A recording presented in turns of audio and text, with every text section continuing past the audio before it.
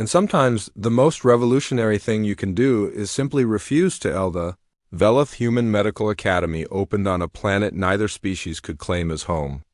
It was a neutral world, carefully chosen, with facilities designed to accommodate both physiologies.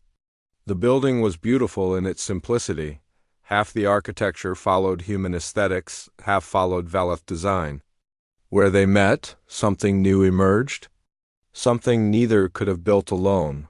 Doyan stood at the entrance on opening day, watching the first students arrive. 30 Velith, 30 humans, all young and nervous. They would live together, study together, learn to heal together. It was an experiment that entire governments were watching. Hannah stood beside him. She had agreed to teach nursing practices at the academy. Jiho and Yuna had also joined the faculty. Even Taeyang had come, no longer an intern but a full instructor in his own right. "Are you scared?" Hannah asked quietly. "Terrified," Doyan admitted. "What if we fail? What if mixing our approaches makes everything worse instead of better? What if it works?" Hannah countered. "What if we create something amazing?" A transport landed, and more students emerged. Among them, Doyan spotted a familiar small figure. Kira, now nearly recovered, walked beside Thalon. The cub was not a student, too young still, but had come to see the opening ceremony. Kira's eyes found Doyan immediately. She broke away from Thalon and ran to him, arms outstretched. Doyan caught her in a hug that would have been unthinkable in Velitho culture 6 months ago. "Now it was natural. You came," Doyan said. "Of course," Kira replied. Her language skills had improved dramatically. "This is happening because of us. Parent says so." Thalon approached more slowly. The commander had changed too, in subtle ways. The rigid military bearing had softened. There was warmth in the golden eyes now, emotions allowed to surface. "She is not wrong," Thalon said. You held her paw. Everything else followed from that. The ceremony began. Elder Shen spoke first, addressing the gathered students in both Velith and human languages. "You are pioneers," the elder said. "The first generation to learn from both our peoples. It will not be easy. Our cultures are different. Our bodies are different. Our histories are different. But pain is universal. Fear is universal. The need for healing is universal. You will learn to see past the scales and the soft skin. You will learn to see the person who needs help. That is what makes a true healer." A human official spoke next, then a Velith general. Both said similar things about cooperation and hope, but it was the last speaker who captured everyone's attention. Doyan had not expected to speak. But Elder Shen called him to the podium, and he could not refuse. He looked out at 60 young faces, human and Velith, all watching him. "I am just a doctor," he began. "I am not a politician or a general or anyone important. But I learned something a few months ago that I want to share with you." He paused, gathering his thoughts. "When Kira came to me, she was dying. Her body was broken. But more than that, she was scared. She had been taught that showing fear was weakness, that accepting comfort from strangers, especially humans, was shameful. Her culture said be strong. Her instinct said get help. She was trapped between them." Kira, sitting in the front row, was watching him intently. "I made a choice that day," Doyan continued. "I chose to see her not as a Velith patient, not as a cultural challenge, not as a medical case. I chose to see her as a child who was scared. And I responded the way any decent person should. I offered comfort. I held her paw. I made a promise." He looked at the Velith students. "Your culture teaches strength through endurance. That is valuable. There is power in discipline, in control, in facing difficulty without flinching. These are lessons humans often struggle with. You have much to teach us about mental fortitude." Then he looked at the human students. "Our culture teaches compassion through connection. That is valuable too. There is power in empathy, in vulnerability, in acknowledging fear and pain. These are lessons Velith often struggle with. We have much to teach them about emotional healing." He addressed them all together. "But here, in this academy, you will not learn one or the other. You will learn both." You will learn to be strong enough to endure and gentle enough to comfort. You will learn that true healing requires both medicine and compassion, both skill and empathy. You will become something neither species has produced before, healers who are complete. The room was silent. When you graduate, you will return to your people. Some will not understand what you have learned. They will say you have been corrupted, changed, made wrong. They will be afraid of what you represent. But you will know the truth. You are not less Velith for showing compassion. You are not less human for developing discipline. You are more. You are the future. He stepped down from the podium. The applause started slowly, then grew. Human and Velith students stood, clapping together, making a sound that was louder than either species could make alone. The first months at the academy were difficult. Cultural clashes were inevitable. Velith students thought human students were too emotional, too soft. Human students thought Velith students were too rigid, too cold. Arguments happened. Frustrations mounted. Doyan and the other instructors worked to bridge these gaps. They paired students deliberately, one human, one Velith, working together on every assignment. Forced cooperation. One pair struggled more than most. A Velith student named Terra and a human student named Borum could not agree on anything. Terra thought Borum wasted time talking to patients about feelings. Borum thought Terra ignored the emotional aspects of healing. Their arguments were legendary. Doyan assigned them a special project. They had to treat a patient together, a Velith elder with chronic pain. They had to agree on a treatment plan. Both of them had to participate equally. The first meeting was a disaster. Terra wanted to prescribe medication and nothing more. Borum wanted to explore the psychological aspects of chronic pain. They could not find common ground. "This is impossible," Terra complained to Doyan. "We think too differently." "Good," Doyan said. "That means you each have something the other needs. Figure it out." He left them to work. It took 3 days. 3 days of arguing, debating, slowly learning to listen to each other. Finally, they presented a treatment plan that combined both approaches: medication for the physical pain, therapy for the mental burden of living with chronic suffering. Both aspects working together, the plan worked beautifully. The elder's pain decreased, and for the first time in years, the patient spoke about hope for the future. Terra and Borum looked at each other with new respect. They had created something neither could have done alone. This pattern repeated across the academy. Human and Velith students fought, struggled, and slowly learned to work together. The friction created heat, but also light.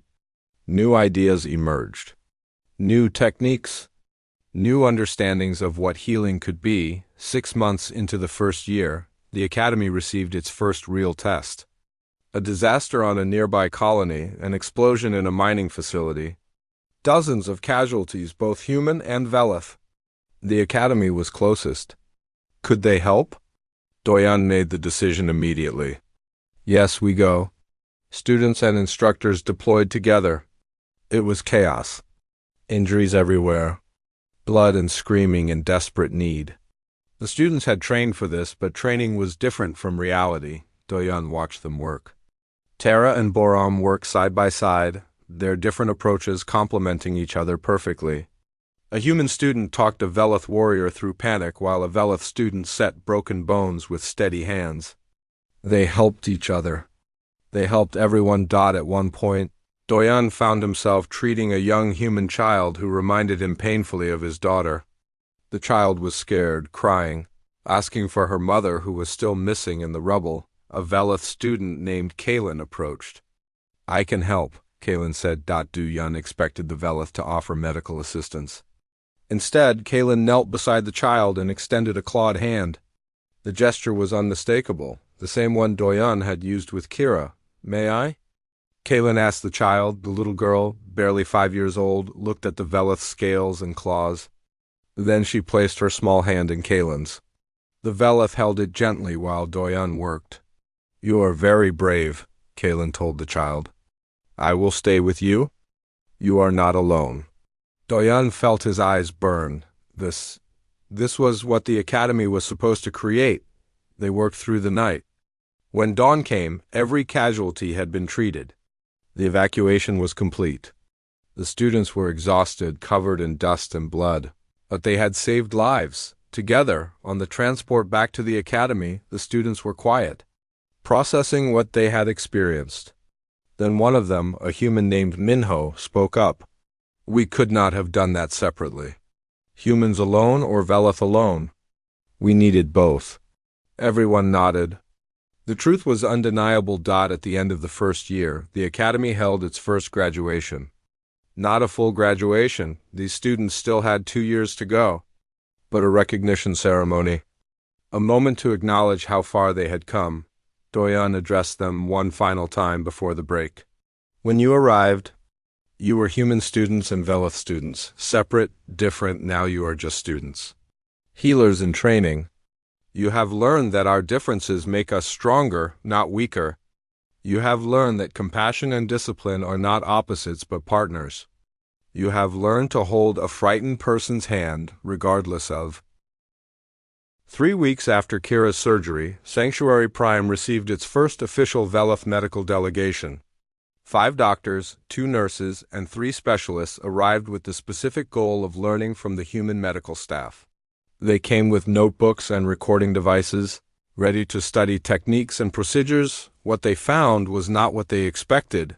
Elder Shen led the delegation. The old Velith moved through the human medical wing with sharp eyes, watching everything. What struck them first was not the equipment or the procedures. It was the sounds. Human medical staff talked to their patients constantly. They asked how they felt, if they were comfortable, if they needed anything. They touched shoulders and held hands. They smiled.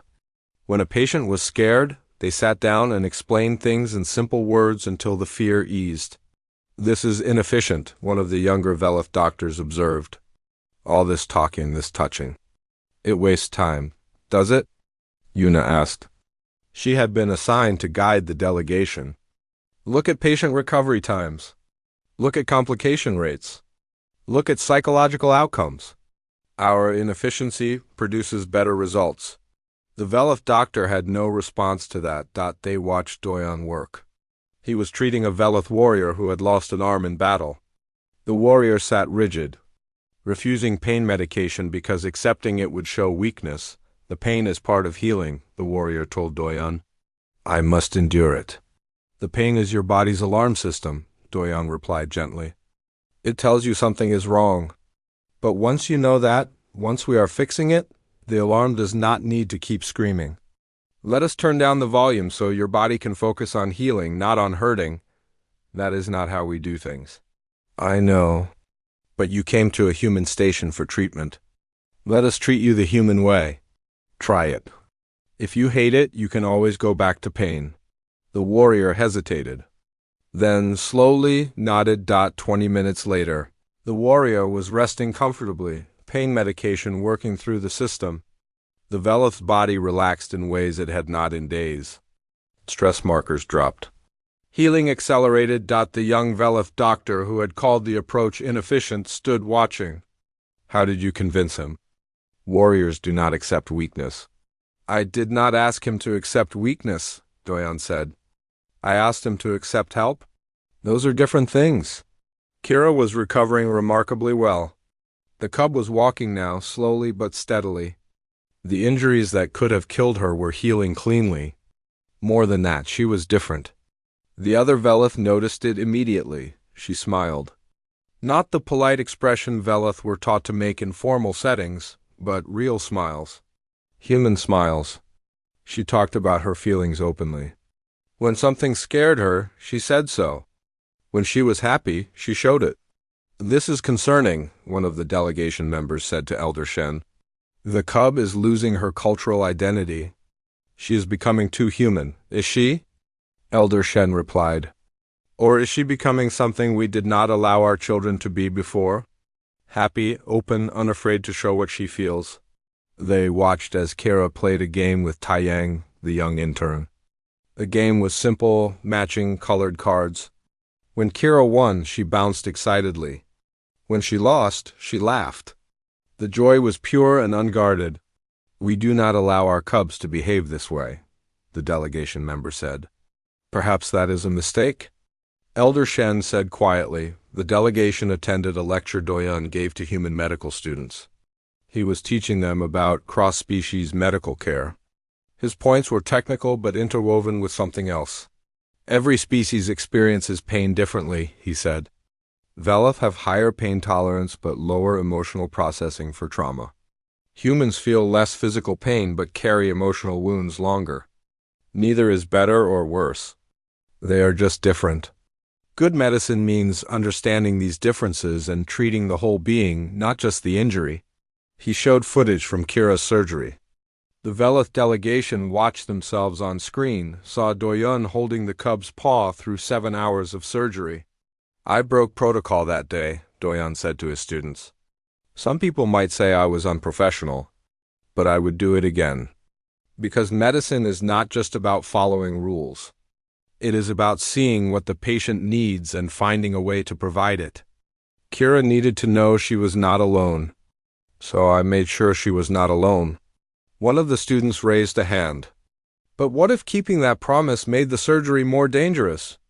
What if something had gone wrong because you could not use both hands?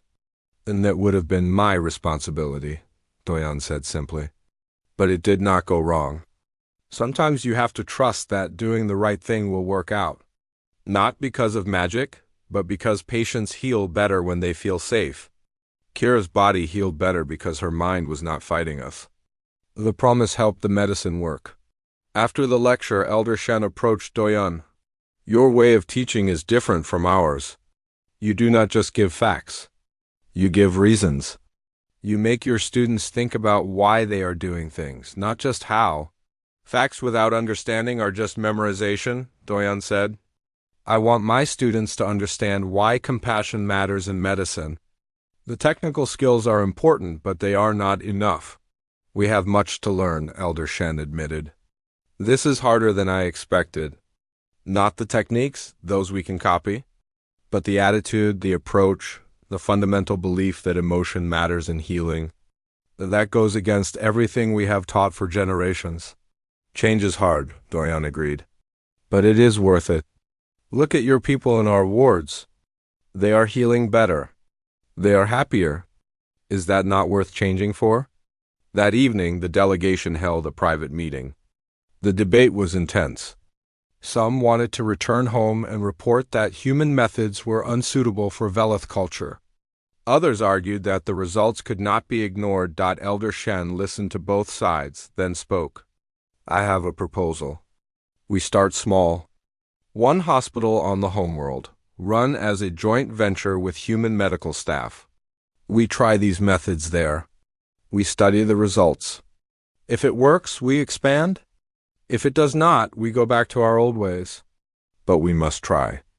Our wounded deserve the best care possible, not just the care that fits our traditions. The vote was close, but it passed. 2 months after Kira's surgery, Doyun received a message. The Veloth High Council wanted to speak with him directly. It was rare for humans to be addressed by the council. Rarer still for a simple doctor. The communication came through with full ceremony. The council chamber appeared on the screen, 5 elderly Veloth seated in positions of honor. Their scales were darker with age, their eyes carrying the weight of centuries. Dr. Doyun Park, the head counselor said. We have watched the recordings from Sanctuary Prime. We have studied the data. We have read the reports from Elder Shen. Your actions have created a situation we did not anticipate. Doyun felt a flutter of worry. Had he caused some political problem? Offended Veloth culture in some way that was only now becoming clear? You have shown us a weakness in our civilization, the counselor continued. Not a weakness in you. A weakness in us. We have taught our people to deny emotion, to see vulnerability as failure. We thought this made us strong. But we see now that it only made us ... limited. Another counselor spoke. The child, Kira, she is different now. She laughs. She cries. She shows affection openly. By our old standards, she would be seen as damaged, improper. But she is also healing faster than any Veloth cub on record. She is happy. We do not have a word in our language for what she is. We had to borrow the human word, joy. The High Council has made a decision, the first counselor said. We are establishing a joint Velith Human Medical Academy. We want you to help lead it. Not as administrator, we know you are a doctor first. But as a teacher, show our people what you showed Kira. Show them that compassion is not weakness. Doyan was stunned. I do not know what to say. Say yes, Elder Shen's voice came from off-screen. The old Velith moved into view. We need you. Our people need you. Not to become human, but to become more complete. We have strength. You can teach us gentleness? Together, perhaps we can find balance. I will do it, Dorian said. But on one condition. This has to go both ways. Humans have much to learn from Velith culture, too. Your discipline, your mental fortitude, your ability to endure. These are strengths we sometimes lack. Let us teach each other. The counselors looked at each other. Then, as one, they bowed their heads. It was a gesture of respect, rarely given to outsiders. Agreed, they said. The news spread quickly through human space. A medical academy that would bridge two species. Many were excited. Some were worried about cultural contamination. There were debates, arguments, concerns, but in the recovery ward on Sanctuary Prime, Kira took her first unsupported steps since the surgery. Doyan and Thalon stood on either side, ready to catch her if she fell. The cub wobbled but stayed upright, walking the length of the room. When she reached the other side, she turned and threw her arms wide. I did it. Thalon made a sound that might have been a laugh. Doyan was certain he had never heard a Velith laugh before. Yes, the commander said. You did it. And in that moment, watching a Velith parent laugh with joy at a child's accomplishment, Doyan understood something profound. This was not about humans changing Velith or Velith changing humans. This was about two species learning to be more than they were alone. Sometimes, the strongest thing you can do is hold someone's hand. Sometimes the bravest thing you can do is admit you need help. Kira stared at the hand holding her paw. Her young mind struggled to understand. She had fallen asleep scared, shaking, certain she would wake alone in a world of soft-skinned strangers. But the human was still here. His hand was still holding hers. You stayed, Kira whispered through her translator. Her voice was small and rough from the surgery. I promised I would, Doyan said. He was still sitting on the same stool, in the same position he had held for 7 hours. His body screamed for him to move, to stretch, to let go. He ignored it. How do you feel? It hurts, Kira said. Then added quietly, but I am not alone. Those words hit Doyan harder than he expected. He had to blink away the sudden burning in his eyes. Professional distance, he told himself. Maintain professional distance. But his thumb gently stroked the scales on Kira's paw, a gesture of comfort that transcended species. The surgical bay doors opened. Commander Thalon entered with careful steps, as if afraid of disturbing something fragile. The tall Velith approached the table and looked down at the cub. Kira, Thalon said. The translator made the name sound flat, but Doyan heard the emotion underneath. Parent, Kira replied. The cub tried to reach out with her other paw, winced at the movement. Do not move too much, Thalon said. You are still healing. The commander looked at Doyan, then at their joined hands. He stayed with you? He promised, Kira said, as if this explained everything. Thalon was quiet for a long moment. Then the commander did something that made Hana gasp softly from where she was cleaning equipment. The tall warrior extended one clawed hand and placed it gently over both Kira's paw and Doyan's hand. You kept your word, human, Thalon said. In my culture, that means something. A warrior who keeps their word is worthy of respect, regardless of how soft their skin is. Doyan felt the weight of that clawed hand, careful not to press too hard, conscious of human fragility. It was a gesture of trust, he realized, perhaps the highest one a Velith could offer. Thank you for saving my child, Thalon said. It was my honor, Doyan replied. Finally, gently, Doyan began to release Kira's paw. His fingers were stiff, reluctant to move after so many hours. Kira made a small sound of protest. I have to let go now, Doyon said softly, but I am not leaving. I will be right here while you rest. I promise. Kira's golden eyes searched his face. Then, slowly, she relaxed her grip. When Doyon finally stood, his legs almost gave out. Jiho caught his arm, steadying him. The pain in his shoulder was intense enough to make his vision swim. Medical bay now, Hannah said firmly. You need treatment. I am fine, Doyon protested weakly. You are not fine. You probably damaged your shoulder. Stop being stubborn and let us help you. Doyon looked back at Kira. The cub was watching him with those huge eyes. I will be back soon, he told her. Rest now. They took him to a treatment room and made him sit. A medical scanner revealed what Hannah had suspected: strained muscles, inflamed joints, nerve stress. Nothing permanent, but painful. This was reckless, Jiho said as he applied pain medication.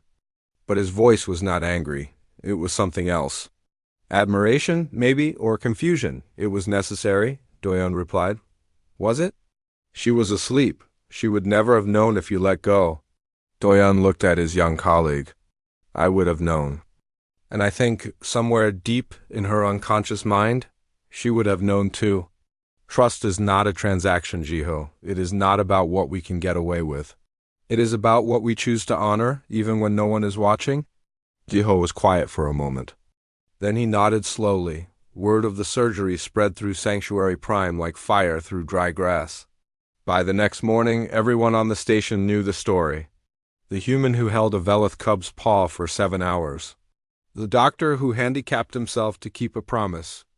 What happened next surprised everyone. A Velith patient in the recovery ward, an adult warrior being treated for combat injuries, requested transfer to the human medical team.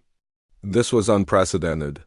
Velith always preferred their own doctors when available. I heard what the human did, the warrior told the station administrator. I want doctors who understand what it means to keep a promise. 2 more Velith patients made similar requests by midday. Dr. Yuna noticed something in the data. Velith. Patients under human care were recovering faster than those under Velith medical care. Their stress hormones were lower. Their pain management was more effective. The difference was significant enough to require investigation. She brought her findings to Doyon 3 days after the surgery. He was visiting Kira, who was recovering well. The cub was awake more now, and always brightened when Doyon entered the room. Look at this, Yuna said, showing him her tablet. Velith patients treated by human staff show 40% better recovery metrics. It is not just the medicine. Something else is affecting their healing. Doyon studied the data. What do you think it is? I think it is compassion, Yuna said simply. Velith culture teaches emotional restraint. Their doctors are skilled but distant. They provide medicine but not comfort. Humans do both. We touch our patients, we talk to them. We sit with them when they are scared. The Velith body responds to this even if their culture does not acknowledge it. A young intern named Taeyang appeared in the doorway. He had been shadowing Doyon since the surgery, watching everything with wide eyes. Dr. Doyon, he said hesitantly, there are more Velith in the waiting area. They are asking for human medical staff specifically. What should we do? Doyon looked at Kira, sleeping peacefully in her bed. At Thalen, who had barely left the cub's side. At the data on Yuna's tablet showing impossible recovery rates. We help them, he said. That is what we do. By the end of the week, the human medical wing was overcrowded with Velith patients. Species that had barely trusted humans before were now seeking them out. The change was happening too fast for anyone to truly process. Hyon called an emergency meeting with the Velith delegation. In the conference room, humans and Velith faced each other across a table, trying to understand what was happening. This is causing problems, one of the Velith officials said. Our medical staff feel insulted. They believe you are stealing patients. We are not stealing anyone, Hyon replied. They are choosing. We cannot force them to go back if they feel safer with us. Safe, another Velith repeated. The word seemed strange in their mouth. Velith warriors do not need to feel safe. They need to be treated. Maybe those 2 things are not so different, Doyon said quietly. He had been asked to attend the meeting. All eyes turned to him. Maybe feeling safe helps the treatment work better. The Velith elder who had watched Kira's surgery, Elder Shen, spoke up. I have been studying this phenomenon. I have spoken with our warriors who chose human care. They say the same things. Human doctors touch them without fear. Human nurses speak to them gently. Human medical staff treat them not as warriors or soldiers or specimens, but as people who are hurt and scared. Scared, one of the younger Velith officials scoffed. Warriors are not scared. Everyone is scared when they are injured, Doyan said. Everyone is vulnerable when they are in pain. Your warriors are not less brave because they feel fear. They are more brave because they feel it and face it anyway. The room fell silent. What Doyan had said was close to heresy in Velith culture. Admitting fear was weakness. Seeking comfort was shameful, but Elder Shen nodded slowly. Perhaps we have been wrong. Perhaps we have taught our people to ignore something important. Fear exists for a reason. Pain exists for a reason. Denying them does not make us stronger. It just makes us alone. Thalon entered the conference room without announcement. The commander walked directly to Doyan. Kira's asking for you, Thalon said. She says the pain is bad and she wants you to hold her paw again. The room went very quiet. Doyan stood. Of course, excuse me. He left the conference room with Thalon. Behind them, the officials continued to talk, but the conversation had shifted. Something fundamental was changing. In Kira's room, the small cub was crying. Not the quiet, restrained tears that Velith were supposed to shed. Real crying, the kind that children of any species do when they hurt. Hey, Doyan said softly, coming to her bedside. What is wrong? It hurts, Kira said between sobs. I tried to be strong, I tried not to cry, but it hurts so much. Being strong does not mean not crying, Doyan said. He took her paw gently. Being strong means asking for help when you need it. You were very strong to call for me. Kira's crying slowed. Really? Really? The strongest people I know are the ones who can say when they need help. He sat with her, holding her paw until the pain medication kicked in and she fell asleep. Thalon watched from the doorway, saying nothing but seeing everything. That night, Elder Shen sent a message to the Velith homeworld. The message was simple but revolutionary. We need to talk about how we treat our wounded. The humans have shown us something we did not know we were missing. They have shown us that there is no weakness in compassion. Request permission to begin cultural medical exchange program with human doctors. The response took 3 days. When it came, it changed everything. Permission granted. Learn from them. Teach them. Find a balance between our strength and their compassion. This is now a priority for the Velith people. The change had begun. One frightened cub, one kept promise, and everything was different. Kira's breathing slowed as the anesthesia took effect. Her golden eyes grew heavy, fighting to stay open. The small paw in Doyan's hand continued to tremble, but the trembling was getting weaker. The cub was falling asleep, and still she held on. Doyan watched her face carefully. He had seen this moment hundreds of times with different patients, different species. The moment when consciousness slipped away and the body surrendered to medicine, it was always delicate. For a frightened child, it was everything. It is okay, he whispered. I am here, I am holding on. Kira's eyes closed, her breathing deepened. The trembling stopped. She was asleep. Du-Yun did not let go. Hannah entered the surgical bay quietly. Behind her came Jiho and Yuna. They stopped. When they saw Doyan still sitting there, his hand wrapped around the cub's small paw. Doctor, Hannah said carefully, we need to prep you for surgery. You need to scrub in. I know, Doyan said. He did not look away from Kira's sleeping face, but I am not letting go. Jiho frowned. That is not possible. You cannot maintain sterile protocol while holding, then we make it possible, Doyan interrupted. Figure it out, I made a promise. The three of them stared at him. In all their years working together, they had never seen him like this. Doyan was always professional, always by the book. Breaking protocol was not something he did. Yuna recovered first. She understood what Doyan had seen, what he had felt in that moment before Kira fell asleep. The cub had trusted him. That trust was fragile, precious. Breaking it even while the cub slept felt wrong. "We can work around it," Yuna said slowly. "It will be complicated, but we can work around it." "How?" Jiho asked. Yuna was already thinking, her mind working through the problem. "We sterilize his hand and arm while he maintains contact. We build a surgical tent around it. A sterile barrier. The rest of him scrubs in normally." "That will take time," Hannah said. "We have time," Yuna replied. "The anesthesia is stable. Kira's vitals are better now than they have been since she arrived. Look at her heart rate. Look at her stress markers. They are dropping." Hannah checked her monitors. Yuna was right. Kira's body was relaxing in ways that Velith patients normally did not. Even unconscious, the cub seemed to know she was not alone. "This is insane," Jiho muttered. But he was already moving, gathering the equipment they would need. The next 20 minutes were strange. They sterilized Doyan's hand without breaking his connection to Kira. They built a clear tent around his arm, creating a sterile field that allowed him to remain connected while the surgery happened around him. They dressed him in surgical gear on one side of his body, leaving his connected arm isolated but clean. Doyan felt the awkwardness of it immediately. His arm was locked in position.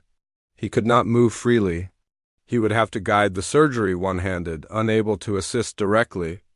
"This will make everything harder," he said. "Yes," Jiho agreed. "Should I be lead surgeon?" Doyan nodded. It was the right call. Jiho would need to do the detailed work. Doyan would supervise, but from a position of limitation. It was not ideal. But looking down at Kira's peaceful face, at the small paw resting in his hand, he knew it was right. They brought Commander Thalen to the observation deck. The tall Velith stood at the window, watching as the medical team made their final preparations. With the commander were 3 other Velith, wearing robes that marked them as officials or elders. One of them spoke in the Velith language. Thalen's translator picked it up. "This is highly irregular. Humans are strange." "Humans are soft," another said. "In body and in mind, this proves it. No proper surgeon would handicap themselves for sentiment." Thalen said nothing. The commander's eyes were fixed on Kira, on the human holding the cub's paw. On the promise being kept, the surgery began. Jiho made the first incision with steady hands. Doyan guided him through the anatomical differences, pointing out where Velith biology diverged from human norms. Hannah managed the instruments, anticipating what was needed. Yuna monitored everything, watching not just the medical data, but the psychological aspects, the stress markers, the signs of trauma. An hour passed, then 2. Doyan's arm began to ache. The position was unnatural, locked in place. His shoulder burned. His fingers grew stiff, but he did not loosen his grip on Kira's paw. "Doctor, you need to stretch," Hannah said softly. "Your vitals are showing stress?" "I am fine," Doyan said. "You are not fine." "Your arm is shaking," he was. The tremor was small but growing. Fatigue and pain working together. Doyan gritted his teeth and forced his arm to steady. In the observation deck, more people had gathered. Word had spread through the station. Humans and aliens alike came to watch the strange surgery. They saw the human doctor, trapped by his own promise, suffering in silence. One of the Velith elders leaned forward. "Why does he not simply let go?" "The cub is asleep." "She would never know," Thalen answered quietly. But he would know. 3 hours into the surgery, they hit a complication. One of Kira's organs was more damaged than the scans had shown. Internal bleeding that had been hidden was now revealed. "We need to repair this immediately," Jiho said, his voice tight. "But I cannot reach it from this angle." "Doctor, I need you to—" He stopped. Doyan could not help. His hand was locked in place with Kira's paw. He could not assist directly. "Talk me through it," Jiho said instead. "Tell me what to do." Doyan looked at the monitors, at the exposed tissue, at the problem that needed solving. His mind raced. Without his hands, he had only his knowledge, his experience, his voice. "Listen carefully," he said. For the next 40 minutes, Doyan guided Jiho through one of the most delicate repairs he had ever supervised. Every movement, every decision, every adjustment was communicated through words alone. Jiho's hands became Doyan's hands. The younger surgeon moved with confidence born from trust. The bleeding stopped. The organ was repaired. The crisis passed. Jeho let out a breath he had been holding. That was... You did well, Doyon said. His voice was steady, but his body was not. 4 hours in, his arm was screaming. The pain was sharp now, impossible to ignore.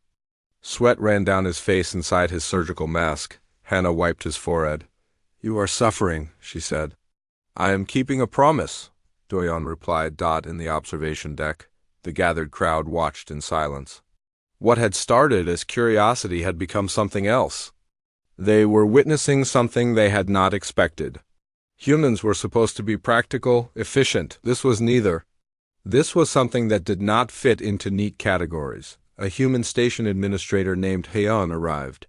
He had been in a meeting with Velith officials when he heard about the surgery. Now he stood at the window, watching his medical team work in this strange configuration. How much longer? One of the Velith officials asked. At least 2 more hours, Heian said quietly. He will not last. His body is weak. Humans always break. Heian said nothing. He simply watched. 5 hours. 6 hours. Doyon's vision was starting to blur. The pain in his arm and shoulder had spread to his back, his neck. His hand was numb except for the small points of pressure where Kira's claws rested against his palm. He focused on those points. They were his anchor. Jeho was nearly finished. The repairs were holding. Kira's vitals were stable. Against all odds, the surgery was succeeding. Final sutures, Jeho said. His voice carried relief and exhaustion in equal measure. Doyon watched through heavy eyelids as his colleague completed the last steps. 7 hours. They had been operating for 7 hours. His entire body shook now, not just his arm. But his grip on Kira's paw never wavered. Surgery complete, Jeho announced. The observation deck erupted in quiet conversation. Aliens and humans alike seemed unable to process what they had witnessed. A human had handicapped himself, suffered for hours, all to keep a promise to an unconscious child. The Velith elder who had questioned it earlier spoke again. We call ourselves warriors. We pride ourselves on strength and endurance, but this is something we do not understand. Perhaps, Thalon said softly, that is because we have understood strength incorrectly. They began to reverse the anesthesia. This was the moment of truth. Kira would wake soon. She would be in pain, confused, vulnerable. Everything depended on what she felt in those first moments of consciousness. Doyon did not move. His arm was fire. His body was exhausted. But he stayed exactly where he was, hand wrapped around Kira's paw. Almost there, Yuna said, monitoring the cub's brain activity. She is coming back. Kira's eyelids fluttered. The small body stirred. A soft sound escaped her throat, the sound of pain and confusion. And then her golden eyes opened. The first thing she saw was Doyon's face. Tired, pale, smiling. Welcome back, he said softly. You were very brave. Kira looked confused. Then the cub looked down, saw her paw, saw the human's hand wrapped around it. He had not let go. He had kept his promise.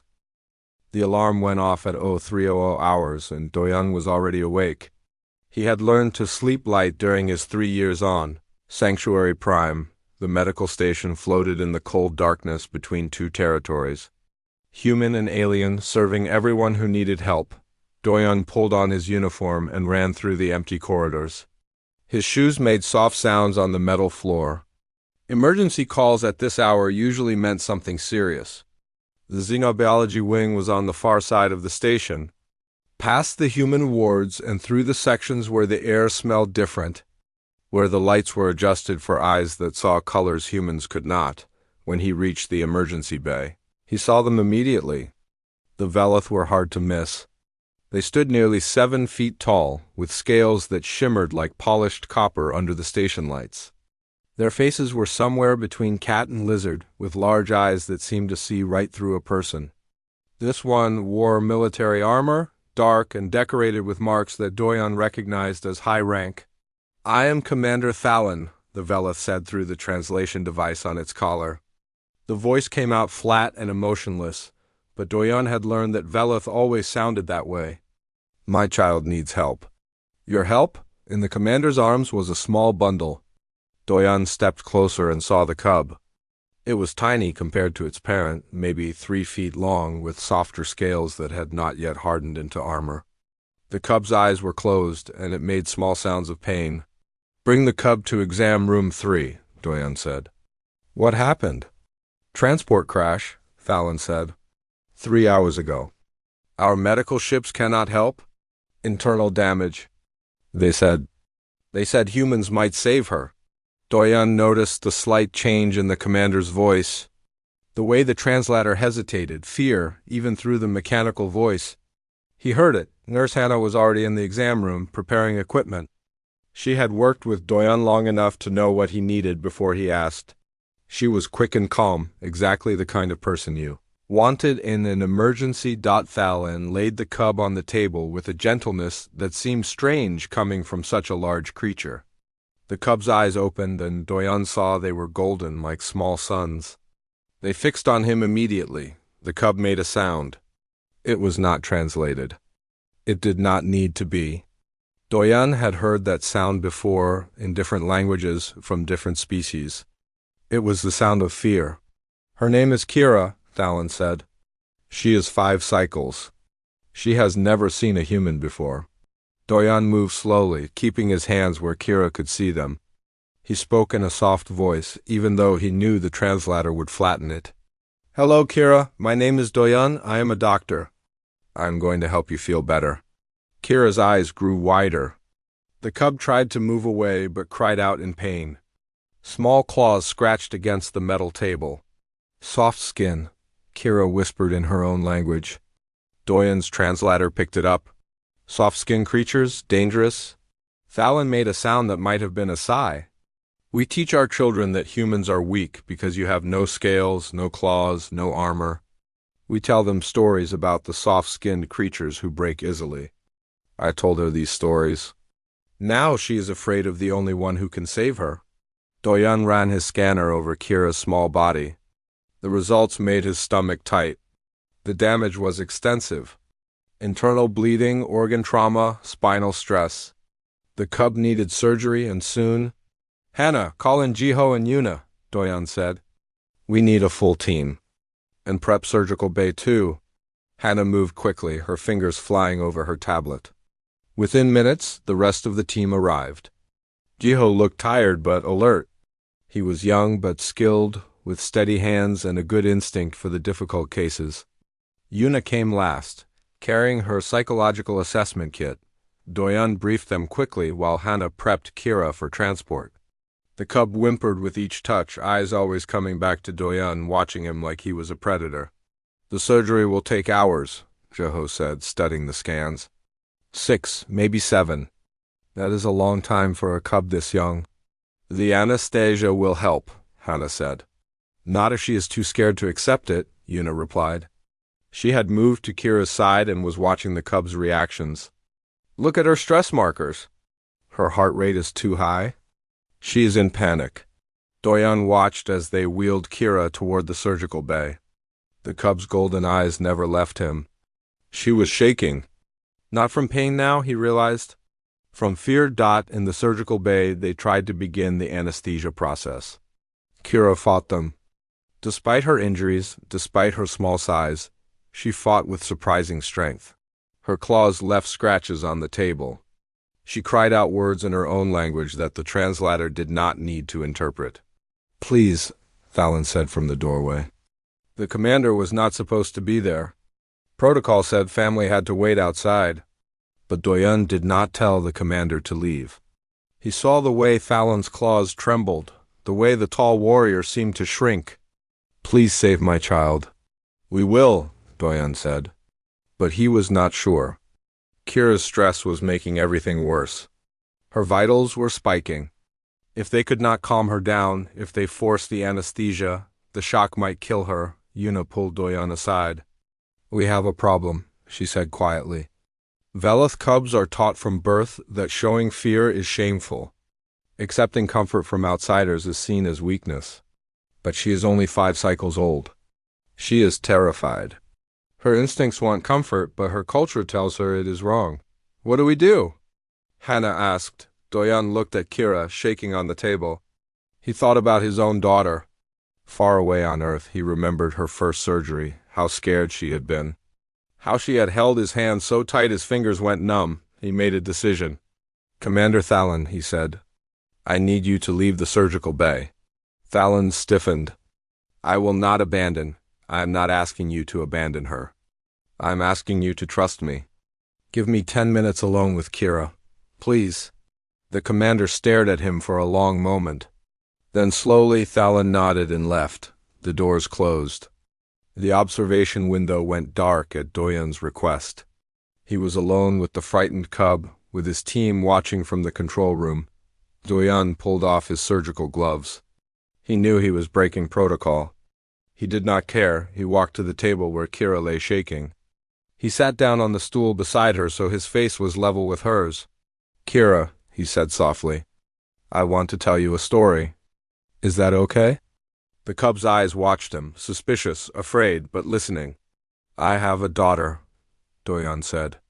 "Her name is Sumi. When she was your age, she got hurt. She needed surgery just like you. She was so scared. She cried and cried. She did not want the doctors to touch her." Kira's shaking slowed a little. "I told her something," Doyan continued. "I told her that being scared is not weakness. Being scared means you understand what is happening. It means you are smart. Brave people are scared too. They just do not let the fear stop them." He paused, looking into those golden eyes. "You are very scared right now." "That is okay. I would be scared too." Slowly, carefully, Doyan extended his hand. Palm up, open, vulnerable, the soft skin that Kira had been taught to fear. "May I hold your paw?" he asked. The surgical bay was silent. Even the machine seemed to quiet. Hannah watched from the window, her hand over her mouth. Jiho leaned forward. Yuna's eyes went wide. Kira stared at the human's hand. Soft, pink, no scales, no claws, no protection. Weak, her teachers had said. Dangerous, her stories had warned. The cub's small paw lifted. It trembled in the air. Then slowly it lowered into Doyan's hand. The human's fingers closed gently around it. Warm, soft, careful. "I am going to hold on," Doyan said quietly. "Even when you fall asleep, I will hold on. When you wake up, I will still be here. You will not be alone. I promise." Kira's eyes locked on his face. The cub was still shaking, but softer now, different. "Can you be brave for me, Kira?" Doyan asked. "Can you let us help you?" The cub's paw squeezed his fingers. "Just a little." "Just enough," Doyan nodded to Hana through the window. The nurse understood. The anesthesia began to flow.